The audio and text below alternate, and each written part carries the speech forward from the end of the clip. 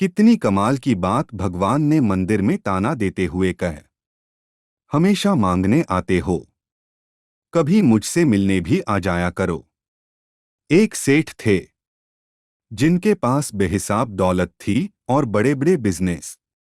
जैसे जैसे उनके बिजनेस का विस्तार होता जा रहा था, वैसे वैसे उनकी भक्ति भी बढ़ती जा रही थी। परंतु समस्या ये थी कि उनके पास भगवान की भक्ति करने का समय ही नहीं था। सेठ ने कई मंदिर तो बनवा दिए, पुजारी भी रख दिए, मगर स्वयं कभी पूजा करने नहीं गए।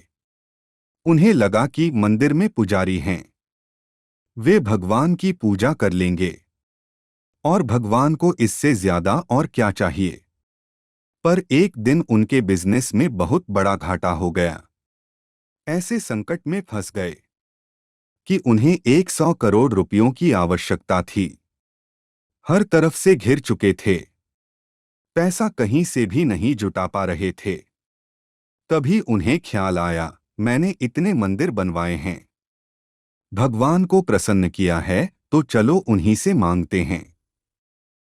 सुबह सुबह बोनी के वक्त भगवान के पास सबसे पहले पहुंचने के इरादे से सेठ दौड़ता हुआ मंदिर गया। लेकिन वहां पहुंचकर क्या देखते हैं, उनसे पहले एक भिखारी लाइन में खड़ा है। सेठ जी का पारा चढ़ गया कि ये भिखारी मुझसे पहले आकर न जाने भगवान से क्या मांग लेगा और कहीं भगवान का मूड न खराब हो जाए। सेठ भिखारी के पीछे खड़े हो गए और सोचने लगे, इसे क्या चाहिए और ये मांग ही क्या सकता है।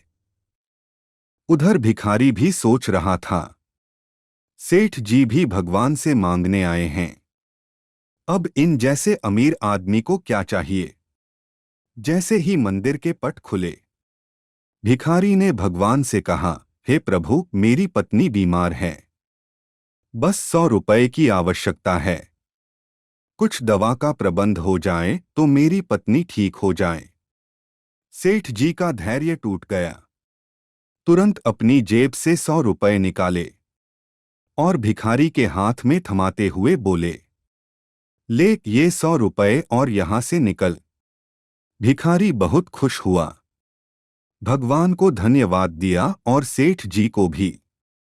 अब सेठ जी भगवान के सामने हाथ जोड़कर बोले, प्रभु, अब मेरी सुन लो, मुझे 100 करोड़ रुपए चाहिए, कहीं से भी इसका इंतजाम करवा दो प्रभु, मुझ पर भी कृपा बरसा दो। तब चमत्कार हुआ, भगवान मूर्ति से प्रकट हुए और बोले, तूने भिखारी से तो मेरा पीछा छुड़वा दिया 100 रुपए देकर, अब मुझे तुझसे भी पीछा छुड़वाने के लिए किसी बड़े अधिकारी को ढूंढना पड़ेगा, जो आए और तुझे 100 करोड़ देकर यहां से निकाल दे। सेठ जी की आंखों में आंसू आ गए। बोले, प्रभु, ऐसा क्यों कह रहे हो। भगवान मुस्कराते हुए बोले, यही तो सच है, तुमने मंदिर बनवाए, पूजा करवाई, पर मुझसे मिलने कभी नहीं आए। आज भी जब आए हो, कुछ मांगने ही आए हो। मैं प्रेम का भूखा हूं, मांगने वाले नहीं, मिलने वाले चाहिए। इस छोटी सी कहानी का सार यही है, जहां ज्यादा मांग होती है, वहां प्रेम नहीं रह जाता। इसलिए मांगना बंद कीजिए।